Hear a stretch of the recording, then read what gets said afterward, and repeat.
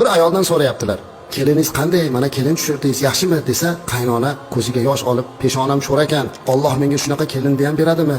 Qaysi gunohim uchun bu kelinni Alloh menga berdikin bilmadim, deyapti qaynona. Nima qiladi? Kelinim ertalab quyosh chiqquncha uxlaydi. Ovqatlarni bemaza qilib qo'yadi. O'g'limni ba'zan o'zim ishga kuzataman. Hatto poyabzalini artib qo'yishlikka ham yaramaydi. Qo'lidan ish kelmaydi. Biror bir ishni eplab qilganini ko'rmayman. Bu kelin bilan uzoqqa bora olmayman-ov, deb ko'ziga yosh oldi onaxon. Qizini ham uzatgan edi. So'rovchi qizi haqida ham so'rayapti. Qizingiz-chi? Qizingiz qanday? Ha, qizimni peshonasi yaltiragan ekan. Alloh shunday bir ajoyib kuyov berdi. Qarang, qizimga erkalatib, sen ertalab sahar turmagin deb uxlatib qo'yar ekan. O'zi qizimni bezovta qilmasdan kiyimlarini kiyib, o'zini o'zi eplab ishiga ham ketar ekan. Ovqatlarni bemaza qilib qo'ysa, qaynonasi, "Mayli qizim, biz ham shunaqa bemaza qilganmiz" deb uni ehtiyotini qilar ekan. Qarang, Alloh qizimga qanaqa baxt ato qildi-yu, o'g'limga qanaqa baxt qarolik ato qildi deb javob berdi.